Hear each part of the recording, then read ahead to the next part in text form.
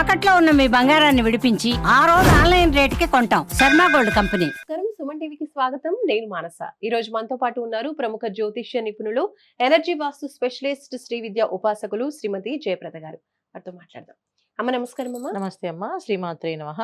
అమ్మ, గరుడ పురాణం ప్రకారం అని చెప్పి చాలా మంది శిక్షలు ఈ విధంగా ఉంటాయి, ఘోరంగా ఉంటాయి అని చెప్పి చెప్తూ ఉంటారు. ఎక్కువగా పాపాలు చేశారు అంటే గరుడ పురాణం ప్రకారం శిక్షలు తప్పవు అంటూ ఉంటారు. నిజానికి గరుడ పురాణం అనేది అందరూ చదవచ్చా? అసలు గరుడ పురాణం ఇంట్లో ఉండొచ్చా? ఇంట్లో వినడం అనేది మంచిదే అంటారా? తప్పకుండా నాన్న. చాలా మంచి ప్రశ్న వేస్తావు. గరుడ పురాణం ఇంట్లో ఉండొచ్చా అంటే ఇంట్లో ఉండాలి. ఈ కలియుగంలో గరుడ పురాణం ప్రతి ఒక్క ఇంట్లోనే ఉండాలి. ఎందుకంటే ఇవాళ చెబితే వినట్లేదు పిల్లలు కానీ పెద్దవాళ్ళు కానీ ఎవరైనా సరే. ఇది ఇలా చేయాలి అంటే వినట్లేదు. వాళ్ళు అప్పటికప్పుడు వాళ్ళకి అనిపించింది చేస్తారు. వాళ్ళకి అనిపిస్తే ఇప్పుడు ఇవాళ మనం టీవీలో మాట్లాడుతూ ఒక యూట్యూబ్లో మాట్లాడుతూ ఇవాళ ఈ దేవుడు చాలా ప్రసిద్ధి, ఇక్కడికి వెళ్తే అనుకున్న కోరికలు తీరిపోతాయని వాళ్ళకి చెవులో కంట్లో పడింది అనుకోండి, వెంటనే బయలు వెళ్ళిపోతారు గుడికి. సో వాళ్ళకి అనిపించింది, అమ్మ నాకు ఇప్పుడు నేను దేవుడిని ఇలా తలుచుకుంటున్నాను, కరెక్ట్గా ఇప్పుడే చెప్పారు ఈ దేవుని ఈ దేవుడు తలుచుకుంటే మీకు కోరిక తీరుతుంది అనేసి. అంటే నాకు భగవంతుడే పంపించాడు ఈ సందేశం అని చెప్పి అనుకుని వెళ్ళిపోయిన వాళ్ళు ఉన్నారు. ఇవన్నీ మూఢనమ్మకాలు, ఇవన్నీ కాదు, ఇంట్లో ఉన్న దేవుడు అడిగితే ఇవ్వడా అని చెప్పి అన్ని ఆపేసే వాళ్ళు ఉన్నారు. సో ఈ రెండింటికి మధ్యన ఏంటంటే అసలు ఏది భగవంతుడు అనేవాడు ఉన్నాడు.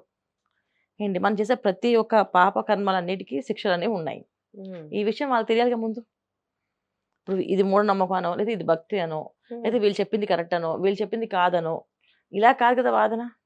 మనకు కావాల్సింది ఏంటి? నిజం. ధర్మం ఏంటి? ధర్మంలో ఖచ్చితంగా మనకి భగవంతుడు ఉన్నాడు, అలాగే దెయ్యం ఉంది. ఇక్కడ దేవత ఉంటే ఇక్కడ రాక్షసుడు ఉంటాడు. ఖచ్చితంగా ఉన్నాయి. ఇవన్నీ ఉన్నాయా లేదా అని తెలుసుకోవాలంటే మనలో అంతర్గతంగా ఒక రాక్షసుడు ఉంటాడు. సో ఆ రాక్షసుడు కూడా బయటకు వచ్చే అవకాశాలు ఉంటాయి.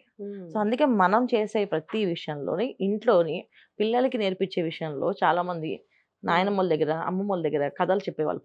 పూర్వం చెప్పేవాళ్ళు, ఇప్పుడు ఎవరు ఉండట్లేదు చక్కగా. అంటే వాళ్ళ దగ్గర వదిలేసి వెళ్తే వీళ్ళు కథలన్నీ చెప్తూ వాళ్ళ ఆ కథలు వింటూ వెళ్తూ ఉండేవాళ్ళు బయటికి. కానీ ఇవాళ రోజున ఇంట్లో చెప్పేవాళ్ళు లేరు. అసలు ఇంట్లో నాయనమ్మలు అమ్మమ్మలే లేరు. అసలు ఉన్న వాళ్ళు కూడా బిజీగా ఉన్నారు. ఇదంతా ఏంటి, ఒక 50 ఏళ్ల కిందట, 50 ఏళ్ళ తర్వాత, ఆ 50 ఏళ్ల కిందట ఒక ఆడవాళ్ళందరూ, మహిళలందరూ ఏమనుకున్నారంటే ఎన్నో బాధలు కష్టాలు పడి వాళ్ళు, లేదు మేము ఇలా ఉండకూడదు, మేము బానిసగా ఉండకూడదు, మేము చదవాలని ఒక 50 ఏళ్ల కిందటే నిర్ణయించుకున్నారు మహిళలు. అప్పుడులోనే బయటకు వచ్చారు చదవడం మొదలుపెట్టి. ఎప్పుడైతే చదవడం మొదలుపెట్టి బయటకు వచ్చారో ఇంక అందరూ కాలాంతరంలో కాలవృత్యాల్లో చాలా బిజీగా ఉన్నారు ఒక్కొక్కరు. సో ఎవరు ఏ అమ్మమ్మ తెలుసు స్టోరీ అని అంటే వాళ్ళ అమ్మమ్మలకు తెలియదు స్టోరీలు, పుస్తకాలు చదవాల్సిందే. అలాంటి పరిస్థితి వచ్చింది వాళ్ళకి. ఇంకా రేపు ఫ్యూచర్ అంటే రేపు మీ పిల్లలకు, వాళ్ళ పిల్లలకి అంటే అసలు కథలు అనేవి తెలియదు. ఇలాంటి విషయాల్లో మనం పిల్లలకి ఏం నేర్పించాలి అంటే ఇంట్లో కొన్ని పుస్తకాలు పెట్టి రోజు చదివించడం అలవాటు చేయాలి. చిన్నప్పుడు చందమామ కథలు చదివేవాళ్ళం. మా చిన్నప్పుడు మాకు బాగా అలవాటు. స్కూల్ నుంచి రాగానే ఒక చందమామ పుస్తకం తీసి చదువుకునేవాళ్ళం. ఎందుకంటే అప్పుడు టీవీలు లేవు. అందువల్ల కథలు ఏదో ఒకటి కాలక్షేపం కావాలంటే ఏదో కథ తీసి చదవాలి. ఫోన్లు చూసుకుంటూ గేమ్స్ ఆడుకుంటూ ఉన్నారు పిల్లలు, కార్టూన్స్ పెడుతున్నారు, కార్టూన్స్ చూస్తూ ఉండిపోయారు. ఇంకా వాళ్ళకి ఎక్కడ తెలుస్తాయి? సో మనం చేయాల్సిన పని ఏంటంటే ఫస్ట్ మనం మారాలి, అప్పుడు పిల్లల్ని మార్చగలం. సో మనం మారాలి అంటే మనం ఏం చదవాలి, పుస్తకాలు సెలెక్ట్ చేసుకోవాలి. ఎందుకంటే చిన్న పిల్లలకి అర్థం అవ్వదు, కానీ పెద్దవాళ్ళకి అర్థం అవుతుంది కదా. జీవితంలో ఎన్ని కష్టాలు పడుతున్నాం, ఇంత దూరం ప్రయాణం చేస్తున్నాం, ఇన్ని దెబ్బలు తింటున్నాం. ఇన్ని దెబ్బలు తింటే ఒక్కొక్క దెబ్బకి ఒక్కొక్క విషయం నేర్చుకోవాలి కదా మనం. సో నేర్చుకునే విషయంలో ఈ గరుడ పురాణం అనేది ఇంట్లో ఉండాలి. ఇంట్లో ఉండి రోజుకు ఒక పేజీ తీసి చదువుతుంటే దాంట్లోంచి మనం కొన్ని విషయాలు తెలుసుకుంటాం. ఒక్కొక్క పేజీలో, ఒక్కొక్క లైన్లో ఒక్కొక్క పాపానికి ఎంత శిక్ష ఉందని చూపిస్తారు. సో ఒక పేజీ చదివితే కనీసం ఒక్క రోజు మనం చదివినందుకు ఒక గంట అయినా సరే ఏ పాపం చేయకుండా ఉంటాంగా, ఆ పాపం మనకి పుణ్యంగా కౌంట్ అవుతుందిగా. అలా ఒక గంట తీసుకుంటే మనం బతికినంతకాలం ఒక గంట పాపం చేయకుండా ఉన్నాం అంటే ఎంత పుణ్యం మూట కట్టినట్టు. అలా ఒక రోజు పాపం చేయకుండా ఉన్నాం, ఎంత పుణ్యం మూట కట్టినట్టు. 2 రోజులు పాపం చేయకుండా ఉన్నాం. సో పాపము అనేది అసలు అర్థం తెలుస్తుంది మన వాళ్ళకి. పాపం అంటే ఏంటి? ఒక మనిషిని హింసించడమే పాపం. ఒక మనిషితో ఒక వాచా దోషం అంటే జస్ట్ ఒక మాట అనడం, వాళ్ళ గురించి ఏమీ తెలియకుండా వీడు వేస్ట్ అని అంటారు చూడు. సో ఎలా నిర్ణయించాం మనం? దానికి కూడా శిక్ష ఉంటుంది. సో ప్రతిదీ మనం చదువుతూ ఉంటే పిల్లలు విని పిల్లలు నేర్చుకుంటారు. స్వచ్ఛంగా మాట్లాడాలి, ఏది ఉన్నదో అది చెప్పాలి, ఎదుటి వాళ్ళకి అర్థమయ్యే విధంగా మాట్లాడాలి. వాళ్ళకి అర్థమైన తర్వాత అప్పుడు మనం ఏదైనా ఆవేశపడాలి. కానీ వాళ్ళ రోజున ఏం లేదు కదా! ఇద్దరు ఆవేశపడుతూనే ఉంటారు. ఎందుకు అరుచుకుంటారో తెలీదు. సో, అరుచుకోవడంలో అర్థం లేదు. ఈ చదవడం వల్ల ఏంటంటే మనిషికి ఒక విజ్ఞానం పెరుగుతుంది. విజ్ఞానం పెరిగినప్పుడు ఏది పుణ్యం, ఏది పాపం అని తెలుస్తుంది. రామాయణం, భాగవతం కంటే ఎక్కువగా గరుడ పురాణం ఎక్కువ చదవాలి. ఎందుకంటే రామాయణంలో, మహాభారతంలో చదువుకుంటే మనకి తెలుస్తుంది జీవితం విలువలు ఎలా ఉంటాయని. కానీ గరుడ పురాణం చదివితే మన జీవితం ఎలా గడపాలని తెలుస్తుంది. సో మన ప్రయాణం ఎలా ముందుకెళ్ళాలని తెలుస్తుంది. చేసే ప్రతి ఒక్క చర్య ఇది కౌంట్ అవుతుంది. ఈ కౌంట్ వల్ల మనకు వచ్చే ఇబ్బందులు ఎలా ఉంటాయి అనేది తెలుస్తుంది వాళ్ళకి. అప్పుడు వాళ్ళు చేసే ప్రతి ఒక్క పనిని శ్రద్ధగా చేస్తారు. అందుకని ఖచ్చితంగా గరుడ పురాణం అనేది రోజుకి ఒక పేజీ పిల్లలతో చదివించాలి. పిల్లలు చదవాలంటే ఫస్ట్ మనం చదవాలి. ఓకే, మనం చదివి వాళ్ళకి అర్థమయ్యేలా చెప్పాలి.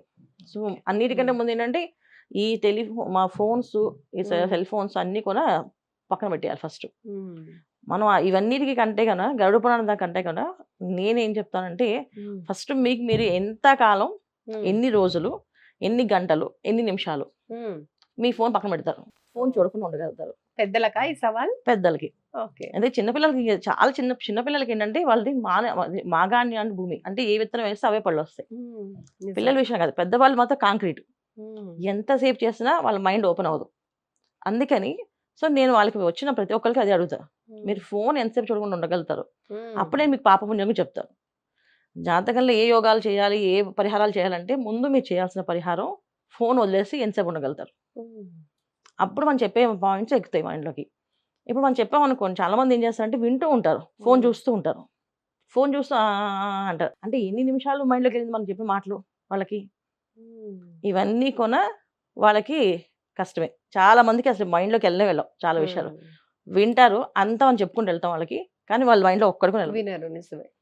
ఫోన్ పక్కన పెట్టాక మొదలు పెడితే ఆలోచిస్తే ఎంత విషయం వెళ్ళింది వీళ్ళ మైండ్లో, ఎంతవరకు చెప్పగలుగుతారు అని తెలుస్తుంది. ఫస్ట్ మనం ఇంట్లో మనం ఎన్నింటికి నిద్రపోగలం ఎర్లీగా, ఎన్నింటికి ఎర్లీగా లేవగలం.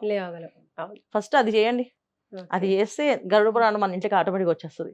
ఎందుకంటే మనం ఒక పని చేయాలంటే భగవంతుడు అర్హత ఏంటి, నాకు ఇది కావాలి భగవంతుడు అంటే అర్హత ఏంటి అని అడుగుతాడు. సో మనమే ఆలోచించాడు. ఇప్పుడు నీకు ఇద్దరు అబ్బాయిలు ఉన్నారు కదా, పెద్దవాడు వచ్చి నాకు ఇది కావాలమ్మా అంటే ఎందుకు కొనివ్వని అడుగుతావు, అడగవా? నాకు లేదు, నాకు ఈ కార్ కావాలన్నాడు వాడు, ఏదో రోబో కార్ కావాలన్నాడు. అప్పుడు నువ్వేం చెప్తావు? వాడికి కొనిస్తాను, దానికి ఏం చేయాలని చెప్తాం, ఏదో చెప్తావు కదా, బాగా చదవాలనో, లేదా మార్క్స్ వస్తాయనో, లేదా పాస్ అయితే కానీ ఇస్తానని అని చెప్తాం కదా. దేవుడు కూడా అంతే మన విషయంలో. మనం పిల్లల విషయంలో మనం ఎలా ఉంటామో మన విషయంలో దేవుడు అలాగే ఉంటాడు. ఫస్ట్ మన దేవుడు ఏదైనా కావాలి అంటే అర్హత ఏంటి, సో నువ్వు ఏ అర్హత సంపాదించుకున్నావు ఖచ్చితంగా అడుగుతాడు ఆయన. సో మన అర్హత సంపాదించుకోవాలంటే ఫస్ట్ మనం పొద్దున్నే లేచి సూర్య నమస్కారం చేసాం, భగవంతుడి దగ్గర నమస్కారం చేసాం, దీపారాధన చేసాం ఏంటి, ఏ మనిషిని ఏమి హింసించకుండా మన పని మనం చేసుకుని వెళ్ళాం. ఇది చేసామా ఫస్ట్. తర్వాత రాత్రికి ఎంత తొందరగా ఎర్లీగా పడుకున్నాం, బ్రాహ్మీ ముహూర్తంలో లేచామా లేదా, ఫస్ట్ ఇవి చేస్తే అక్కడ అర్హత వచ్చినట్టు. అప్పుడు ఈ గరుడ పురాణం గురించి తెలుస్తుంది అన్న. ధన్యవాదాలు, చాలా చక్కగా తెలియజేశారు. ధన్యవాదాలు. నమస్తే అమ్మ. శ్రీమాత్రే నమః.